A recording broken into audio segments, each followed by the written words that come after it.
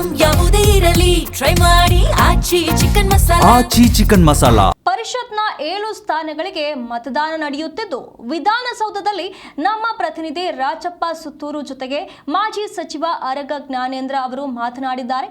ಬನ್ನಿ ನೋಡೋಣ. ಚುನಾವಣೆ ಆರಂಭವಾಗಿದೆ.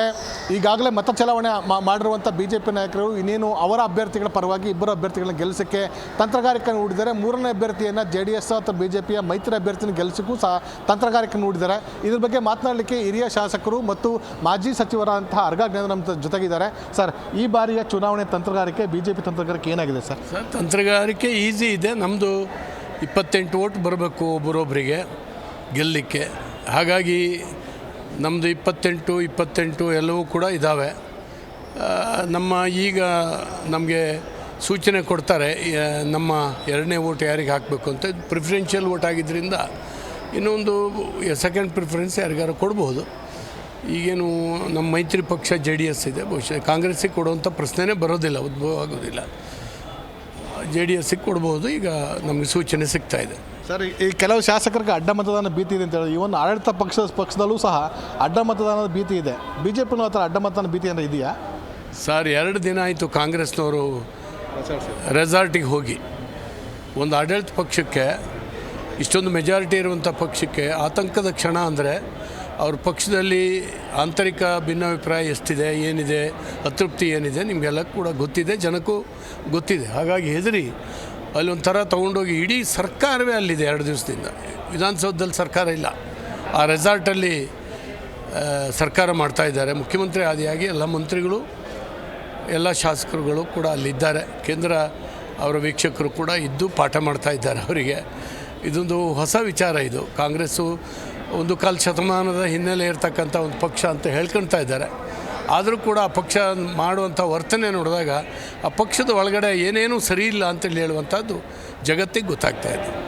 ಸರ್, ಈ ಬಾರಿ ನಿಮ್ಮ ಪಕ್ಷದಲ್ಲೂ ಸಹ ಎಲ್ಲ ಒಂದು ಕಡೆ JDSನ 3ನೇ ಅಭ್ಯರ್ಥಿನ ಬೆಂಬಲಿಸುವ ಸಂದರ್ಭದಲ್ಲಿ ಮತಗಳ ಇನ್ನೂ ಕೊರತೆ ಬೀಳ್ಬೋದು. ಈಗ ಅವರು ಗೆಲ್ಲೋದಿಲ್ಲ ಅಂತ ಗೊತ್ತಿದ್ರೂ ಸಹ ಅಭ್ಯರ್ಥಿನ ಕಣಕ್ಕಿಳಿಸುವ ಮೂಲಕ ನಿಮ್ಮ ಮತಗಳನ್ನು ಹೆಚ್ಚುವರಿ ಮತಗಳನ್ನ ಪಡ್ಕೊಳ್ಬೇಕು ಅಂತ ಅನ್ನೋದು, ಮತ್ತು ಇನ್ನು ಸಾಧ್ಯವಾದರೆ ಆಪರೇಷನ್ ಮಾಡಬೇಕು ಅಂತ ಒಂದು ಚಿಂತನೆಗಿದ್ದಾರೆ ಅಂತ ಅನ್ನೋದು ನಿಜಾನ ಸರ್? ಅದು ಸರ್, ನಮ್ಮ ಪಕ್ಷದ ಮತಗಳು ಎಲ್ಲೂ ಹೋಗ್ಲಿಕ್ಕೆ ಸಾಧ್ಯವೇ ಇಲ್ಲ. ಹಾಗಾಗಿ ನೋಡಿ, ನಾವು ನಿನ್ನೆ ರಾತ್ರಿ ಶಾಸಕಾಂಗ ಪಕ್ಷದ ಸಭೆ ಮಾಡಿದ್ವಿ. ನಮ್ಮ ಮನೆಗೆ ಹೋಗಿ ನಾವು ಮಲಗಿದ್ದೀವಿ.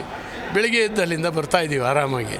ಅಂದರೆ ನಮ್ಮೆಲ್ಲ ಶಾಸಕರ ಬಗ್ಗೆ ನಮ್ಮ ಪಕ್ಷದ ಹಿರಿಯರಿಗೆ ನಂಬಿಕೆ ಇದೆ, ಭರವಸೆ ಇದೆ, ಯಾರು ಏನೂ ಆಗೋದಿಲ್ಲ ಅಂತೇಳಿ ಹೇಳಿ. ಹಾಗಾಗಿ ಏನೂ ತೊಂದರೆ ಆಗೋದಿಲ್ಲ, ನಮ್ಮಿಂದ ಕ್ರಾಸ್ ಆಗುವಂಥ ಪ್ರಶ್ನೆ ಉದ್ಭವ ಆಗೋದೇ ಇಲ್ಲ. ಅವರು ಈಗ ಗಡಿಬಿಡಿ ಆಗಿಬಿಟ್ಟಿದ್ದಾರೆ. ಅವ್ರನ್ನ ಬಂದೋಬಸ್ತ್ ಮಾಡ್ಕೊಳ್ಳೋಕ್ಕೆ, ಹಿಡಿದಿಟ್ಕೊಳ್ಳಲಿಕ್ಕೆ ಹರಸಾಹಸ ಮಾಡ್ತಾ ಇದ್ದಾರೆ. ಬಹುಶಃ ಒಂದು ರಾಜಕೀಯ ಪಕ್ಷಕ್ಕೆ ಇಂಥ ಒಂದು ಪರಿಸ್ಥಿತಿ ಬರುವಂಥದ್ದು ಒಳ್ಳೆಯದಲ್ಲ ಅಂತ ನನಗೆ ಅನಿಸುತ್ತೆ. ಸರ್, ಮಾಜಿ ಪ್ರಧಾನಿ ದೇವೇಗೌಡರಿಗೆ ಟಿಕೆಟ್ ಕೊಡಲ್ಲ ಅಂತ ಅನ್ನೋ ಕಾರಣಕ್ಕೋಸ್ಕರ JDS ನಾಯಕರು ಒಂದಷ್ಟು ಜನ ಅಸಮಾಧಾನ ವ್ಯಕ್ತಪಡಿಸಿದ್ದಾರೆ. ಆ ಒಂದು ಕಾರಣಕ್ಕೋಸ್ಕರ ಈ ಬಾರಿ ಚುನಾವಣೆ ಮೇಲೆ ಪರಿಣಾಮ ಬೀರುವಂಥ ಸಾಧ್ಯತೆ ಇದೆಯಾ? ಸರ್, ಇದಕ್ಕೂ ಸಂಬಂಧವೇ ಇಲ್ಲ. ಯಾಕಂದರೆ ನಮ್ಮ ಪಕ್ಷದಲ್ಲಿ ಯಾರಿಗೂ ಅಸಮಾಧಾನ ಇಲ್ಲ, BJPನಲ್ಲಿ ಯಾರಿಗೂ ಅಸಮಾಧಾನ ಇಲ್ಲ, JDSನಲ್ಲಿ ಅಸಮಾಧಾನ ಆಗಲಿಕ್ಕೆ ಸಾಧ್ಯನೇ ಇಲ್ಲ. ಅವರು ಅಸಮಾಧಾನ ಆಗಿ ವೋಟ್ ಕ್ರಾಸ್ ಮಾಡಲಿಕ್ಕೂ ಕೂಡ ಅವರಿಗೇನು ಆಗಲ್ಲ. ಅವ್ರ ಪಕ್ಷಕ್ಕೆ ಅವ್ರು ಹಾಕ್ಕೊಂಡ್ರೆ ಘನತೆ, ಗೌರವ ಬರುತ್ತೆ. ಸೋಲೋದು ಗೆಲ್ಲೋದು ಆಮೇಲೆ. ಹಾಗಾಗಿ ಅವರಿಂದನೂ ಕೂಡ ಏನು ಕ್ರಾಸ್ ಔಟ್ ಆಗಲ್ಲ. ಆದರೆ ಕಾಂಗ್ರೆಸ್ಸಿಂದ ಕ್ರಾಸ್ ಔಟ್ ಆಗಬೇಕು. ಅದೆಷ್ಟರ ಮಟ್ಟಿಗೆ ಆಗುತ್ತೆ ಗೊತ್ತಿಲ್ಲ, ಇನ್ನು ನೋಡಬೇಕು.